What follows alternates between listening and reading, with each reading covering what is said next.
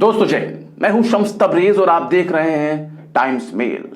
खातिमुन नबीन हजरत मोहम्मद सल्लल्लाहु अलैहि वसल्लम के तौहीन के मामले में फिलहाल पूरी दुनिया से हमारे देश की जो है बदनामी हो रही है। हर तरफ से किरकिरी हो रही है और यहां तक कि हमारे देश के सामानों का भी, प्रोडक्ट का भी बहिष्कार किया जा रहा है। खुद हमारे जो वाइस प्रेसिडेंट हैं यानी वेंकैया नायडू जी, उपराष्ट्रपति, जब वो खुद कतर के दौरे पर गए तो वहां भी उनको अपमान का सामना करना पड़ा। खास तौर से जब वहां के डेलीगेशन के लिए बकायदा एक डिनर का आयोजन किया गया, रात्रि भोज का आयोजन किया गया और फिर उस डिनर को ही कैंसिल कर दिया गया। यानी कि उपराष्ट्रपति भारत के जब विदेशी धरती पर जाते हैं तो वहां के राष्ट्राध्यक्षों के साथ उनको भोजन करना होता है और उस भोजन यानी डिनर के कार्यक्रम को ही कैंसिल कर दिया जाता है। उसके बाद एक प्रेस कॉन्फ्रेंस होने वाली होती है दूसरी जगह पर, उसको भी कैंसिल कर दिया जाता है। तो ऐसे में सवाल है कि क्या यह भारत के विरोध की शुरुआत हो रही है?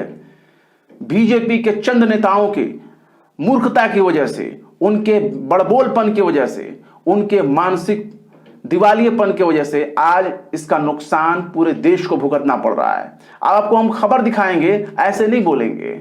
एनडीटीवी ने जैसे कि एक खबर लिखा है, पैगंबर मोहम्मद के मुद्दे पर अरब देशों में नाराजगी के बीच कतर की जो है डिनर कैंसिल। इसमें खबर में बताया गया है कि पैगंबर मोहम्मद के अपमान पर भाजपा नेता नुपुर शर्मा और नवीन जिंदल को पार्टी से बाहर भले निकाल दिया गया हो, भले ही बीजेपी ने उनके बयानों से किनारा कर लिया हो और उनको एक साइड में लगा दिया हो, और भले ही उनके बयानों को लेकर के ना इत्तेफाकी जाहिर कर रही हो कि भाई उनके बयानों से हमारा कोई लेना देना नहीं है, हम तो एकदम सेक्युलर हैं, हमें उनसे कोई मतलब नहीं है। लेकिन कतर की एक डिमांड है कि भारत सरकार माफी मांगे। उनके बयानों को लेकर के प्रोफेट मोहम्मद के अपमान पर भारत सरकार माफी मांगे, लेकिन ऐसा हो नहीं रहा है। और यह मामला इस हद तक तूल पहुंच चुका है कि अब बाकायदा वेंकैया नायडू यानी भारत के उपराष्ट्रपति वेंकैया नायडू कतर की आधिकारिक यात्रा पर पहुंचे, तभी पैगंबर के खिलाफ कथित रूप से आहत करने वाली टिप्पणी का विवाद खड़ा हो गया। एनडीटीवी बताता है कि खबरों के मुताबिक उपराष्ट्रपति वेंकैया नायडू के साथ डिनर का कार्यक्रम उनके स्वास्थ्य कारणों की वजह से रद्द कर दिया गया है। ऐसी खबरें हैं कि डिप्टी अमीर कोरोना के एक्सप्लोजर में आ गए, यानी किसी कोरोना पीड़ित मरीज के संपर्क में आ गए हैं और अब इसके बारे में उपराष्ट्रपति वेंकैया नायडू को दोहा पहुंचने से पहले भारत को बता दिया गया। तो ऐसा दावा किया जा रहा है। पैगंबर के खिलाफ जो अपमानजनक टिप्पणी का मामला आया है वो काफी दूर तक पहुंच चुका है। लीबिया ने भी बोल दिया है भाई साहब, ईरान, इराक, जॉर्डन, मिस्र, पाकिस्तान तो आपके पड़ोसी ये बोल चुका है। तालिबान भी बहती गंगा में हाथ धोने लगा, उसने भी आलोचना की और कतर तो सबसे पहले उसने बोलना शुरू किया।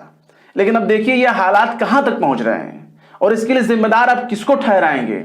क्या बीजेपी को, क्या भारतीय जनता पार्टी के बड़े बड़े नेताओं को, या खुद प्रधानमंत्री जो कपड़े देखकर पहचानने की कला को जग जाहिर करते हैं उनके बारे में? इससे पहले मुस्लिमों के बारे में बहुत सी बातें कही गई।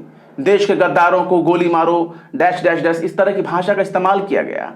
बीजेपी के जो बहुत से ऐसे मंत्री हैं जो अपमानजनक वाहियात बातें करते हैं मुसलमानों के मामले में, जबकि बीजेपी आज अपमानजनक बात करने वाले नुपुर शर्मा और नवीन जिंदल को फ्रिंज एलिमेंट कह रही है, यानी अराजक तत्व। तो ऐसे में सवाल है कि भारतीय जनता पार्टी अपने ने प्रवक्ताओं के तौर पर ऐसे ही फ्रिंज एलिमेंट को क्यों रखती है? और अगर रखती ही है, ऐसे लोगों से ऐतराज है, तो तमाम जो फ्रिंज एलिमेंट होंगे सबसे ऐतराज है या सिर्फ इन्हीं लोगों पर ऐतराज है? क्योंकि आप देखिए, संबित पात्रा की भाषा देख लीजिए। नुपुर शर्मा के अलावा बहुत से ऐसे लीडर्स हैं, प्रवक्ता है, जो ऊट पटांग उलूल जुलूल बातें करते रहते हैं।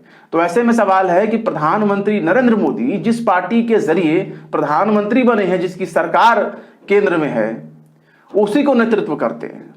और प्रधानमंत्री मोदी अपने तमाम बयानों के लिए क्या खुद को फ्रिंज एलिमेंट मानेंगे? क्या उन तमाम नेताओं को हटाना चाहेंगे जो वीएचपी, बजरंग दल और आरएसएस से जुड़े हुए हैं, जो तमाम तरह के वाहियात बयान करते रहते हैं? अब तक तो मामला मुसलमानों तक था, चलो भाई मुसलमानों तक का मामला है, मस्जिदों पे आप अटैक कर दो, मस्जिदों में खोज करके शिवलिंग निकाल दो या मंदिर होने का दावा कर दो, तो ये भारतीय मामला हो, चलो भाई भारत का आंतरिक मामला है।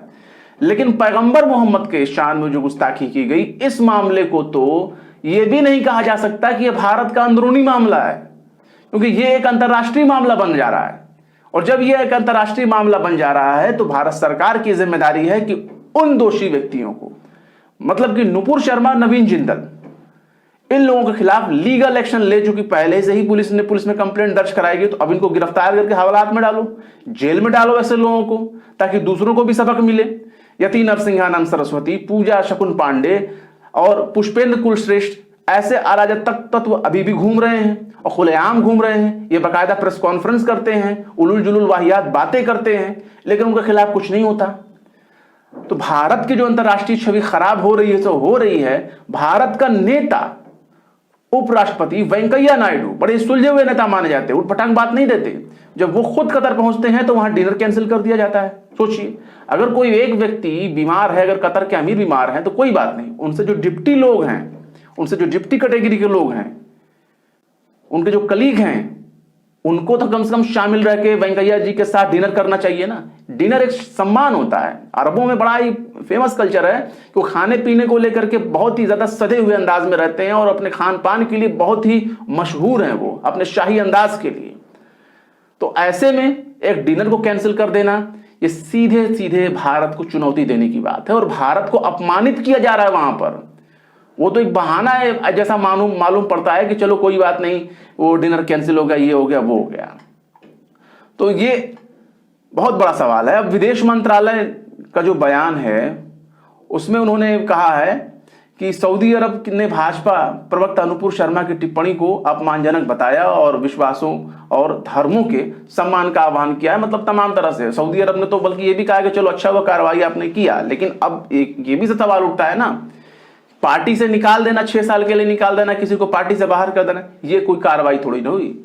दंडात्मक कार्रवाई कीजिए ताकि उस पर असर हो उसका, उन पर लीगल एक्शन लीजिए, उन पर केस मुकदमे दायर है जो उस पर जो है फौरी तौर पर एक्शन लीजिए, उनको हवालात के अंदर डालिए, तब एक्शन होगा। और देखिए, पत्रकार पुनीत कुमार सिंह लिखते हैं कि उपराष्ट्रपति वेंकैया नायडू का कतर ने पहले डिनर कैंसिल किया और अब दोहा ने उपराष्ट्रपति वेंकैया नायडू की प्रेस कॉन्फ्रेंस को कैंसिल कर दिया। एक हिम संवेद नाम का एक न्यूज पोर्टल है, उसने भी इस खबर को कोट किया है और लिखा है कि कतर ने कैंसिल किया उपराष्ट्रपति वेंकैया नायडू का डिनर, भाजपा प्रवक्ता की विवादित टिप्पणी नागवार गुजरी। तो इस तरह से आप देख लीजिए। एक पैरोडी अकाउंट है राहुल गांधी 2.0 या 2.0 जो भी कहते होंगे, ये इस नाम से एक पैरोडी अकाउंट है। उसमें कहा गया कि शर्मसार करने वाली बात तो यह है कि कोविड का बहाना करके कल हमारे माननीय उपराष्ट्रपति वेंकैया नायडू जी का डिनर कतर के शेख ने कैंसिल कर दिया। वो तो शुक्र है कि नायडू साहब एक पैकेट मुद्दू बड़ा लेकर गए थे साथ में अपने, वरना पानी पीकर सोना पड़ता। Shame on you fringe. जो फ्रिंज एलिमेंट के बारे में बात कही गई, उन चीजों के बारे में ये मजाक बन रहा है। ऐसे में सवाल ये है कि आखिर ये कितने दिनों तक चलता रहेगा। भारतीय जनता पार्टी के लोगों की बातें देख लीजिए, आरएसएस के लोगों की बातें देख लीजिए, वीएचपी के लोगों की बातें देख लीजिए।